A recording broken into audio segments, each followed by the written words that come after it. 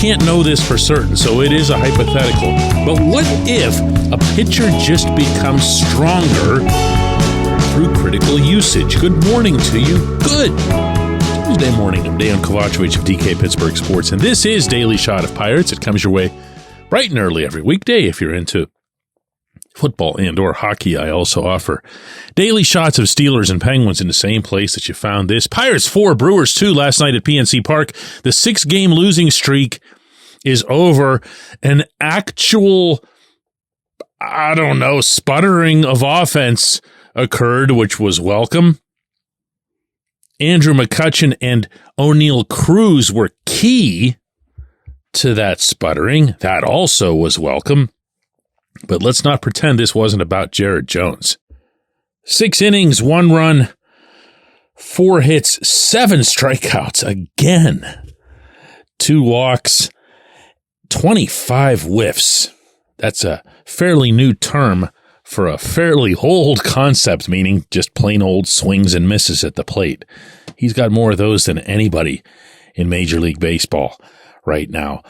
But the part that jumped out is the part, if I can be that guy, that should have occurred the game I was covering last Wednesday in New York. Because he was allowed to pitch. In fact, his pitch count in this game reached, gasp, 91. And what's more, Derek Shelton let him pitch through a bases-loaded jam to close out that 6th. This was what Jones had to say about getting out of that situation. It's the mentality I have. We preach knowing your identity, and sticking to my identity it's key for me. As soon as I get away from it, I feel like that's when things go bad. So sticking with that identity that I do have, it's key. He got a comebacker from Blake Perkins and ran it over himself to first base for a casual flip to Rowdy Tellez, and that was the end of that. And he got the job done, and you could see as he was making his way off the field toward the dugout, there was a big whoo. And that's good. That's what you want. Look, I'll say this again. I'm not being some sort of, Neanderthal here when it comes to pitchers' health. I believe it should be the priority. I also believe it should be something that comes with some semblance of logic to it or a pattern. And having him pitch on 4 days rest in New York didn't make any sense when he could have just pitched the next day against the Mets and been allowed to just pitch. But it also doesn't make sense when you look at most of his starts. He's been in the 80 to 90 range for pitch counts, and that one day in New York, he's at 59. Why? I don't know. And neither do they. But there was Derek Shelton last night basically just lauding the kid for exactly what I'm talking about here. I think this is the first time going back to the first start we've seen him, and I'm going to use the word struggle very lightly, but he didn't have his sharpest command at times, and then he was able to battle through it. And I think it's a testament to the kid. I mean, the 6th inning, bases loaded, and to get Perkins out there, that's a growth moment, because he's legitimately had 4 games without a lot of stress, and there's no bigger stress than bases loaded. I'm going to repeat this from yesterday's rather spirited episode, but none of this was on Shelton. He knows that. Everybody over his head knows that. Everybody under his head knows that. This wasn't on Shelton. These are decisions that get made at the general manager level. And what I mean when I say general manager level means Ben Cherington, but also Steve Sanders and other people in his immediate circle. They then will get on the horn with Shelton wherever the team happens to be, or if they're in Pittsburgh, as they are now, but they obviously weren't in New York, they'll actually get together in Shelton's office, which has multiple couches and plenty of other friendly places for people to sit, and they'll talk it out. But ultimately, what they talk out is going to be the general manager's call. They're all going to look to the GM at the end of that talk. So Cherington apparently rolling Shelton and his staff under the bus on his Sunday radio show made no sense. None, especially since Cherington went on to say that he thought they made the right decision, but he used the word they. Why? Why? When did all of a sudden they become a they as opposed to a we? Hear me out here. This kid, Jared Jones, is special. I don't use that term a lot. I really don't. What he's done to date is special. Listen to this from the Elias Sports Bureau late last night. Since 1893, that was an 18, as in the century of the Civil War. Since 1893, when baseball moved the mound to plate distance to 60 feet and 6 inches, no pitcher has ever had 35 or more strikeouts against 4 or fewer walks in their first 5 big league games until Jones. One more time, because it's a lot to take in. Since 1983, when they moved the mound to plate distance to where it still is today, 60 feet, 6 inches, this kid is the first pitcher to ever have 35 or more strikeouts against 4 or fewer walks. Ever. That's nuts. Let him pitch. Let him pitch. Let Paul Skeens pitch. Stop putting outward leashes on them. Figure out a way in advance to monitor their workloads, make it clear to them what those will be in advance, and knock off the haphazard element to it, knock off any lack of predictability, knock off any impact that it has on your team to win or lose games. When we come back, J1Q.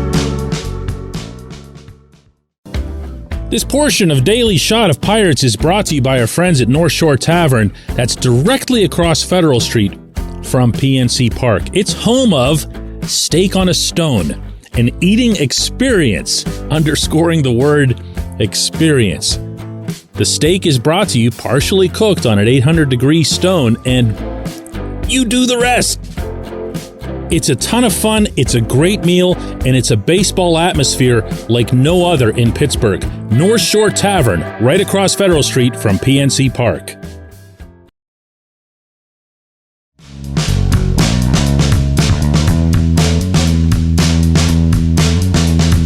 Today's J1Q comes from James, who says, "Hi, Dan. I was wondering, regarding your Monday column on the Pirates' embarrassing management, although I'm very accustomed to reading columns of yours where you're critical of management and coaching staffs, what's it like to have to pen columns like that while also trying to maintain amicable professional relationships with the general manager, the managers, and the coaches? Do they understand that it's nothing personal? Does it make your interactions with someone like Ben Cherington awkward the next time you see him? Are you ever in danger of limits to your access to the team and staff depending on your level of criticism? Would it even deter you if you were?" There's a lot there, James. I'll try to answer all of it, though, as concisely as I can. Plain and simple, I have a job to do. And that job does not involve the Pirates. I don't work for them. I don't work with them. I'm not beholden to them in any capacity other than what's considered to be professional conduct. And that conduct is ultimately on the company that employs you. Now, I own this company, so I employ me. So it's incumbent on me to maintain professional conduct and decorum. And basically what that means is if I go into a press conference and I start doing like Heil Hitler signs and have my right arm up, I'm going to be in some kind of trouble because that's just not the way those things are supposed to go. I know I'm getting extreme on you here and I don't mean to be flip, but there's almost no examples. And I'm not talking about with me. I'm talking about anywhere, not just in Pittsburgh, where you see a reporter lose access or lose a credential. Certainly not with an established outlet. And our outlet, I'm proud to say, is now in its 10th year, and we've been authorized by everything from the International Olympic Committee on down. So that's something that gets tossed around quite a bit on social media and that sort of thing. And, oh, so-and-so is going to lose their access. Ooh, it doesn't happen. It doesn't happen. It has to be something just beyond extreme. Criticizing the team doesn't make the list, believe me. And this column that I wrote Monday, which got an awful lot of traffic and feedback and everything else, and I'm grateful for all of that, regardless of the nature of it, whether it's positive, negative, falls very much into that category. I didn't say that Ben Cherington was a terrible human being. I didn't say that Derek Shelton, did awful things in his life or stuff like that would be libelous, that would be reckless. I pointed out baseball decisions. I pointed out motivations or possible motivations behind baseball decisions. I pointed out inconsistencies in the way those things have been applied, such as what I had just mentioned in the previous segment about the strange they remark from Cherington. Now, am I going to get a glare or even a conversation or something like that on occasion? Sure, that happens.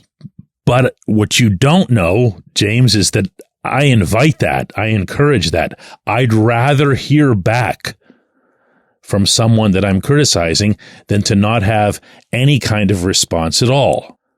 Because just as in human relationships, as opposed to, media relationships, the more things stay pent up, the worse they end up becoming in the end when it all comes bursting out.